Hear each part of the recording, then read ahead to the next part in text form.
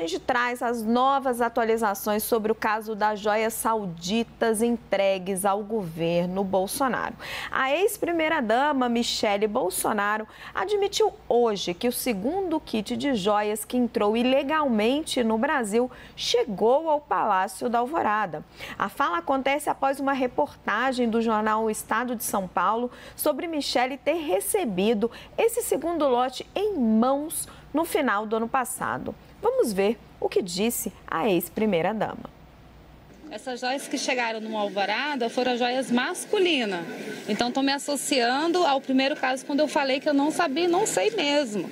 Tanto que essas joias continuam apreendidas e essa da Alvorada está na Caixa Econômica Federal. Foi tudo feito pelo trâmite administrativo. Então a senhora recebeu em mãos? Eu não, ela estava no Alvorada. Ela é passada pela administração.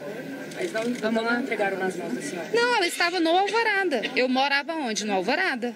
É o lote que é da cor ouro rosé. Mas não era masculina? É masculino, mas era ouro rosé. Um terço, um relógio, abotoaduras, uma caneta. Vocês já sabem disso. Teria muita coisa a falar aqui, mas eu quero me basear exclusivamente em um inquérito da Polícia Federal que foi aberto após o segundo turno das eleições de 2018, onde um hacker falou que tinha havido fraude por ocasião das eleições. Falou que ele tinha invadido o grupo dele, o TSE, o Tribunal Superior Eleitoral. E, obviamente, quando se fala em manipulação de números após eleições, quem manipula é quem ganhou. Então, seria eu o manipulador. E a Polícia Federal começou, então, a apurar se houve ou não manipulação e de quem seria a responsabilidade. Então, tudo começa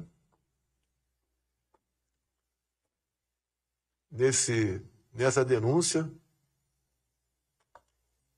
que foi de conhecimento do Tribunal Superior Eleitoral, onde o hacker diz claramente que ele teve acesso a tudo dentro do TSE. Disse mais. Obteve acesso aos milhares de código-fonte. Que teve acesso à senha de um ministro do TSE, bem como de outras autoridades. Várias senhas ele conseguiu. Que as pessoas desconfiassem do resultado das urnas, ele mesmo fez uma reunião com embaixadores. E sobre essa desconfiança que o ex-presidente sempre lançou, foi questionado? Qual é a versão dele? Sobre esse fato, deu esse assunto por encerrado no momento em que o ex-presidente, ele...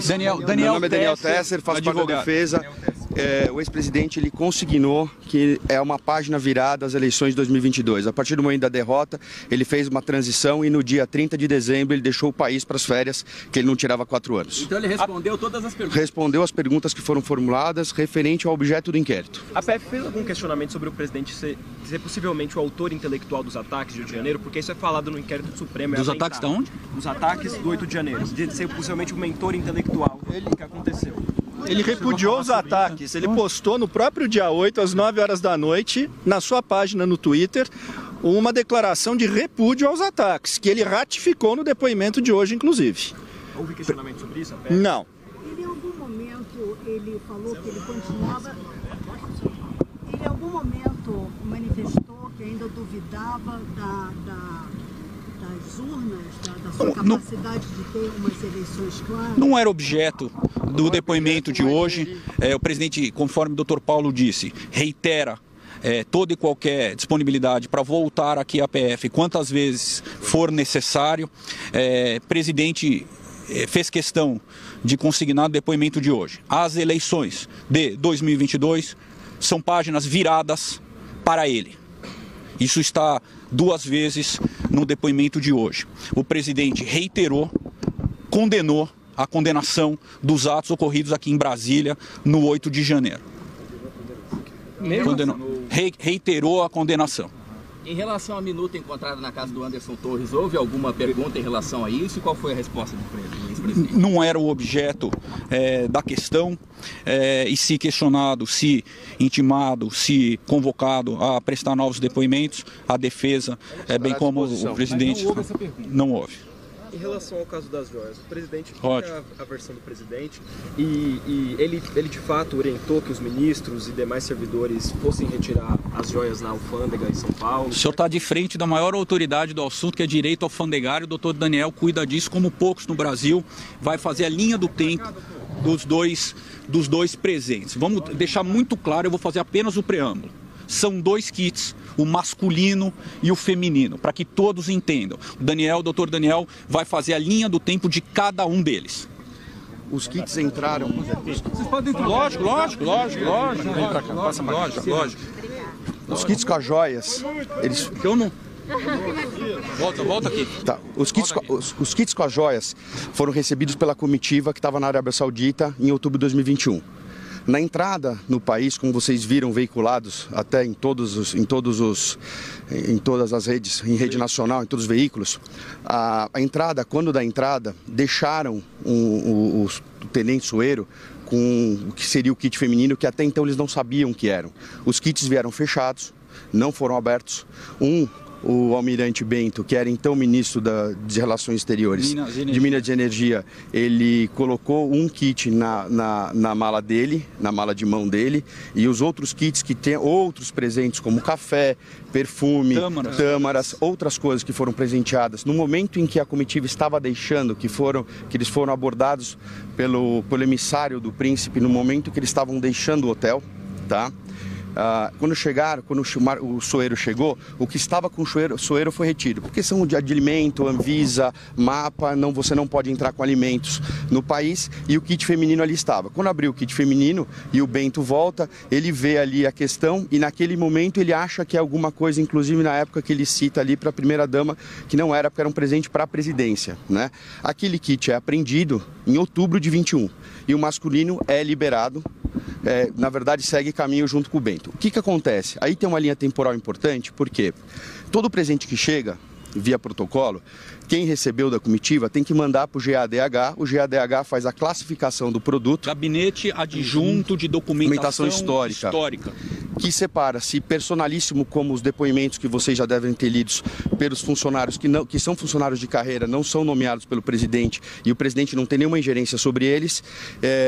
Eles declararam nos depoimentos que, por ser personalíssimo, independente do valor, porque como não há valor na lei, eles colocaram como acervo privado de interesse público. É importante destacar isso, porque é de interesse público, tá? As joias femininas, elas ficaram retidas. Tiveram, no dia seguinte à retenção das joias, um dos assistentes do ministro Bento mandou um ofício para a Receita Federal perguntando como que deveria ser feito o procedimento para regularizar, explicando que era uma comitiva e ali sim poderia ser regularizado. Na volta do ofício, em que a Receita Federal se colocou com presteza, explicou como deveria fazer, inclusive colocou dois auditores fiscais de exposição para explicar e receber e passar as informações como deveria ser feita a regularização, simplesmente o gabinete do MME se quedou inerte, né? Então, não só quanto ao kit feminino que ali estava retido, mas quanto ao kit masculino que tinha recebido. Tanto é que só chegou no GADH esse kit masculino, que cria inclusive uma discussão ali, um equívoco da ajudância em dezembro de 22. Então nem o presidente, nem a ajudância, ninguém ligado ao gabinete da presidência sabia do presente do kit masculino. Muito importante isso. Nem a primeira-dama, nem o presidente souberam dos presentes por 14 meses. Mas o que saiu ontem no Estadão, ontem a nova notícia. A dona Michele reitera que jamais teve conhecimento de quaisquer dos presentes. Os presentes, um retido na alfândega em Guarulhos, outro ficou parado no gabinete do MME. 14 meses. Secretário, por que houve pressão para que os presentes fossem... Não é uma pressão. Vamos explicar. Não é uma pressão. Não é uma pressão. No final do governo queriam resolver as questões, né? E foi falado que tinha um kit de presente. Aí que surge, não é uma pressão. Teve essa confusão de datas. Quando foi falado, acharam que era um kit de presente. E aí, quando foi solicitado a verificação na Receita, a Receita retornou falando que tinha uma retenção. Quando a ajudância vai perguntar para o GADH fala, não, o kit está aqui, porque se acreditava que era só um kit. Que já estava, que chegou com atraso, mas que foi classificado, catalogado e foi para o acervo privado de interesse público, né? E que até então seguiria por Palácio da Alvorada, porque só depois da saída que você leva o acervo junto, tanto é que o presidente, por 2 acervos, já tinham feito a doação necessária até por uma questão de custo, porque ele não queria fazer uma fundação. Respondendo objetivamente a sua pergunta.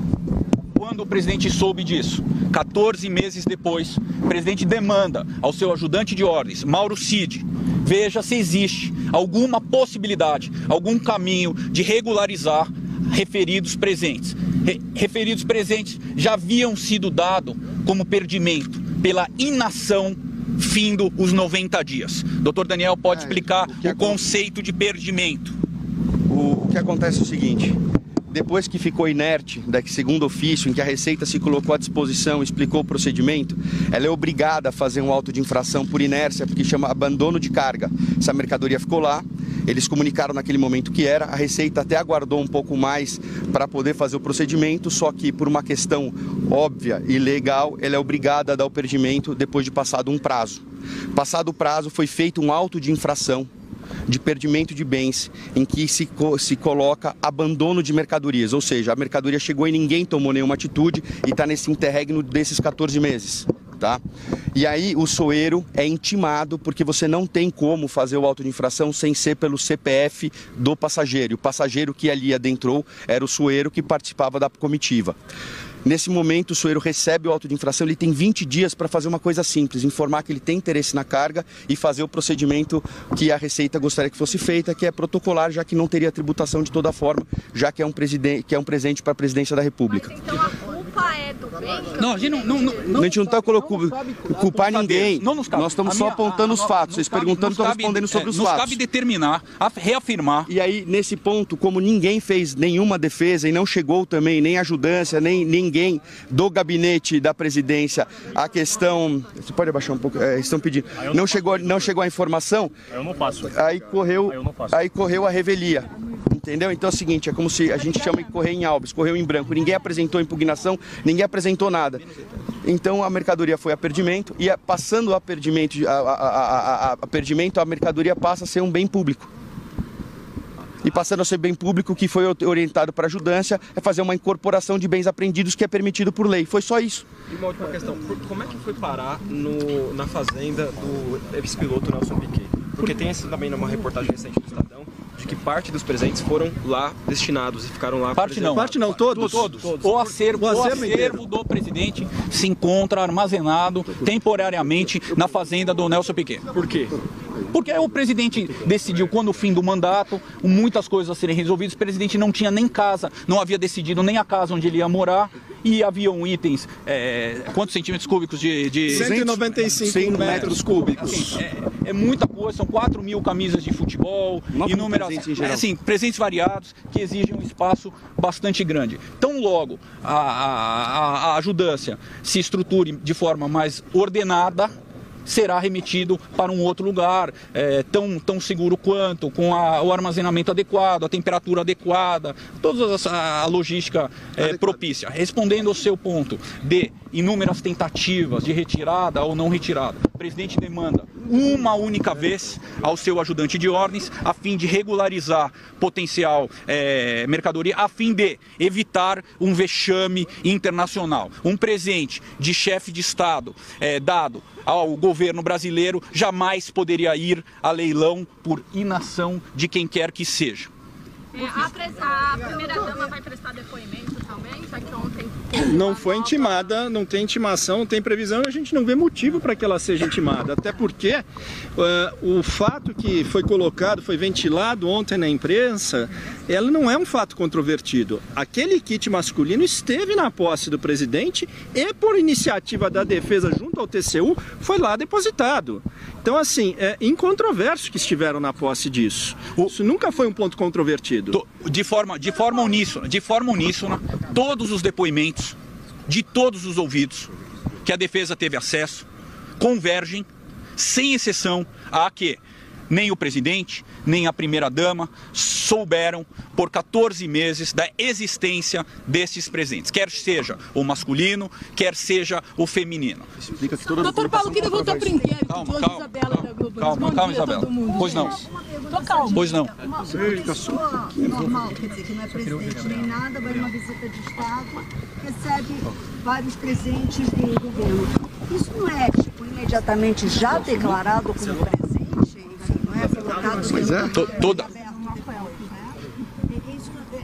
O ponto é que o presidente não foi nessa viagem. Nem o presidente nem a primeira-dama estavam sequer presentes nessa agenda. Então tudo relativo ao presidente, a sua ajudância de ordens, se comportava e agia desta forma. Senhores, tem a expectativa de abertura hoje. Você está ao vivo? Então pode ir. Doutor Paulo, obrigado. Você está ao vivo? Aonde você está? Você está acompanhando? Tá. Eu queria voltar para o inquérito de hoje.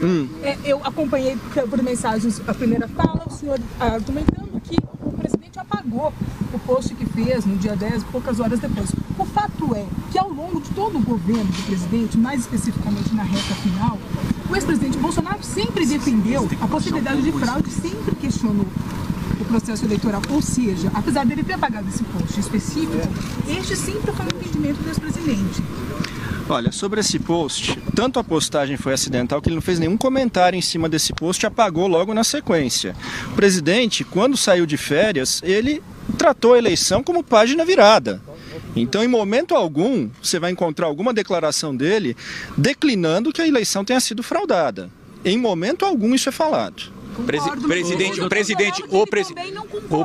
presidente, Isabela, o presidente repudiou na noite do 8 todos os acontecimentos lamentáveis que aconteceram aqui em Brasília. Fim da eleição, o presidente virou a página política dele, o presidente, vocês se recordam, enfrentou um processo de erisipela severo, o presidente não recebeu pessoas no palácio, o presidente não articulou politicamente, o presidente se fechou e no 30 ele viajou para os Estados Unidos, onde permaneceu até o fim de março, se não me falha as datas. Então, Houve uma suspeita que a minha dúvida é que era o Carlos Bolsonaro. Não foi o metadado do Meta, com perdão da repetição, indicará isso. E que eu preciso ir, porque o Congresso Nacional abre hoje, o Congresso deve abrir hoje uma CPMI para investigar os atos de 8 de janeiro.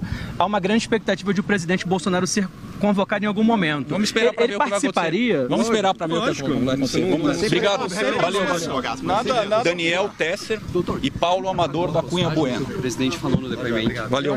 Vamos.